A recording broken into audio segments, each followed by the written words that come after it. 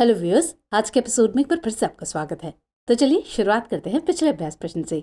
हमने आपसे पूछा था, हाल ही में समाचारों में देखी गई मेरा गांव मेरी धरोहर परियोजना किस मंत्रालय की एक पहल है? ऑप्शन थे संस्कृति मंत्रालय, ग्रामीण विकास मंत्रालय, पंचायती राज मंत्रालय या फिर पर्यटन मंत्रालय। तो इसका सही जवाब था ऑप्शन ए, संस्कृति मंत्रालय। चलिए अब इसका विश्लेषण देखते हैं। हाल ही में भारत सरकार ने मेरा गांव मेरी धरोहर संक्षिप्त में MGMD कार्यक्रम के तहत सभी गांवों का मानचित्रण और दस्तावेजीकरण करने का निर्णय लिया है। आपको बता दें कि मेरा गांव मेरी धरोहर संस्कृति मंत्रालय की एक पहल है।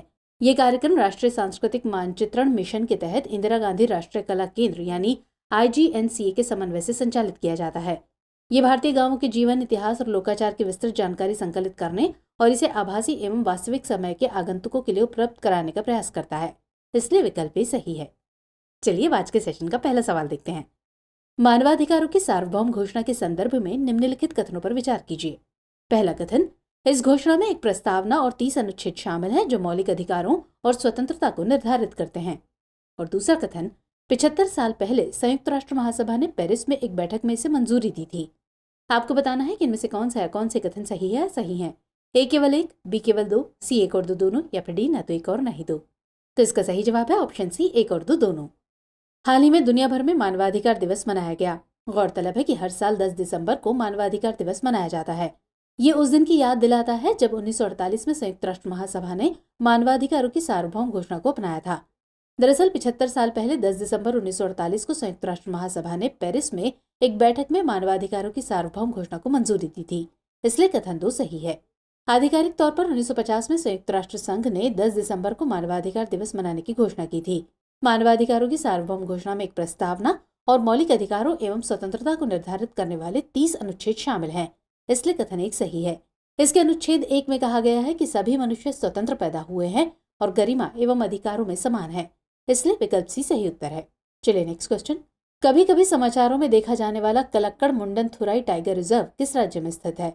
केरल, तमिलनाडु, आंध्र प्रदेश या फिर तेलंगाना। तो सही जवाब है ऑप्शन बी, तमिलनाडु। हाल ही में भारतीय वनस्पति सर्वेक्षण यानी BSI के शोधकर्ताओं ने तमिलनाडु के कलक्कड़ मुंडनथुराई टाइगर रिजर्व में एक नई पौधे की प्रजाति की पहचान की है।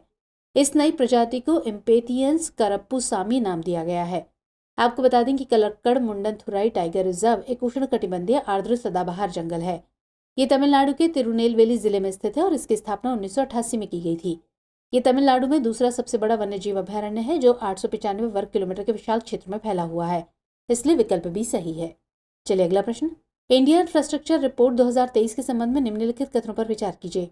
पहला कथन, ये एक व्यापक दस्तावेज है जो देश में शहरी बुनियादी ढांचे की योजना, वित्त और शासन के विभिन्न पहलुओं को शामिल करता है। और दूसरा कथन, इसे विश्व बैंक के सहयोग से नीति आयोग द्वारा प्रतिवर्ष जारी किया जाता है। आपको बताना है कि इनमें से कौन से कथन सही है या सही है। केवल एक, केवल दो, एक और दो दोनों, या फिर न तो एक और न ही दो। तो आंसर है ऑप्शन ए, केवल एक। हाल ही में शहरी नियोजन और विकास पर केंद्रित इंडिया इंफ्रास्ट्रक्चर रिपोर्ट 2023 प्रकाशित हुई। ये विस्तृत रिपोर्ट पूरे भारत में बुनियादी ढांचे की योजना, वित्तीय प्रबंधन और शासन के विभिन्न तत्वों को शामिल करती है, इसलिए कथन 1 सही है। इसे नीति आयोग और विश्व बैंक द्वारा नहीं बल्कि IDFC foundation, infrastructure development corporation Karnataka limited और national institute of urban affairs यानी NIUA द्वारा संयुक्त रूप से विकसित किया गया था, इसलिए कथन 2 सही नहीं है। ये वार्षिक प्रकाशन बुनियादी ढांचे के विकास से संबंधित समसामयिक विषयों से संबंधित कानूनी, राजकोषीय, नियामक, तकनीकी, सामाजिक और वैचारिक पहलुओं की पहचान एवं विश्लेषण करने में सहायक रहा है।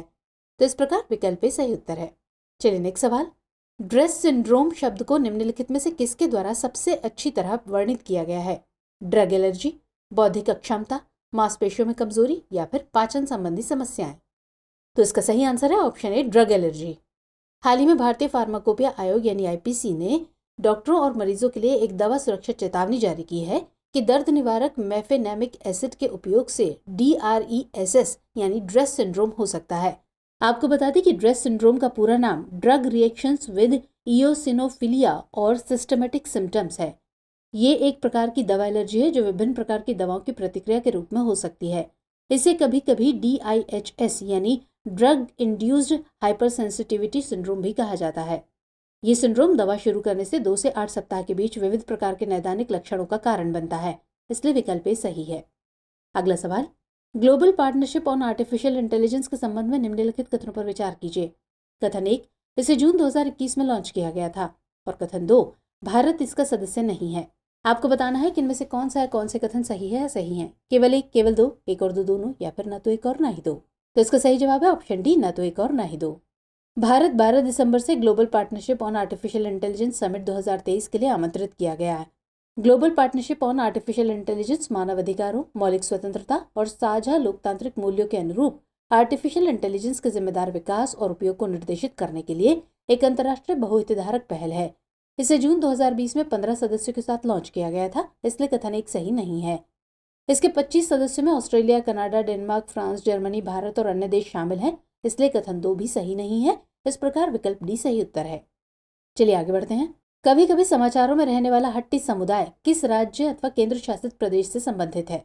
हिमाचल प्रदेश, उत्तराखंड, लद्दाख या फिर अरुणाचल प्रदेश। तो इसका सही उत्तर है विकल्प ए, हिमाचल प्रदेश। हाल ही में अनुसूचित जनजाति यानी एससी दर्जा प्राप्त करने के लिए हट्टी समुदाय ने विरोध प्रदर्शन करने की घोषणा की है। आपको बता दें कि हट्टी एक घनिष्ठ समुदाय है जिसे शहरों में हाट नामक छोटे बाजारों में सब्जियां, फसल, मांस और ऊन आदि बेचने की परंपरा से ये नाम मिला है। हट्टी की मातृभूमि गिरी और टोंस नदियों के बेसिन में हिमाचल उत्तराखंड सीमा तक फैली हुई है, जो यमुना की दोनों सहायक नदियां हैं। इस समुदाय के पुरुष परंपरागत रूप से औपचारिक अवसरों पर एक विशिष्ट सफेद टोपी पहनते हैं, इसलिए विकल्प सही है। चलिए अगला प्रश्न। Oil and gas decarbonisation charter यानी OGDC के संबंध में निम्नलिखित कथनों पर विचार कीजिए। कथन 1, ये ग्लोबल डिकार्बनाइजेशन एक्सेलरेटर का अभिन्न अंग है। और कथन 2, फिलहाल इसकी 50 कंपनियां हैं। आपको बताना है कि इनमें से कौन सा है, कौन से कथन सही है या सही है। केवल एक, केवल दो, एक और दो, दोनों, या फिर ना तो एक और ना ही दो। तो जवाब है ऑप्शन सी, एक और दो, दोनों। हाल ही में पार्टियों के सम्मेलन यानी COP28 के अध्यक्ष डॉक्टर सुल्तान अल जाबेर ने oil and gas decarbonisation charter यानी OGDC के आधिकारिक लॉन्च की घोषणा की। आपको बता दें कि oil and gas decarbonisation charter तेल और गैस क्षेत्र के लिए एक समर्पित पहल है। इसका उद्देश्य जलवायु चुनौतियों से निपटने में पर्याप्त प्रभाव उत्पन्न करना है। ये ग्लोबल डिकार्बनाइजेशन एक्सेलरेटर यानी GDA का अभिन्न अंग है, इसलिए कथन एक सही है। वर्तमान में वैश्विक तेल उत्पादन के 40% से अधिक के लिए सामूहिक रूप से जिम्मेदार 50 कंपनियों ने इसके लिए प्रतिबद्धता जताई है, इसलिए कथन 2 भी सही है। इस प्रकार विकल्प सी सही उत्तर है। चलिए नेक्स्ट सवाल। हाल ही में चर्चित इबू ज्वालामुखी किस देश में स्थित है? जापान, दक्षिण कोरिया, चीन या फिर इंडोनेशिया। तो इसका सही जवाब है ऑप्शन डी, इंडोनेशिया।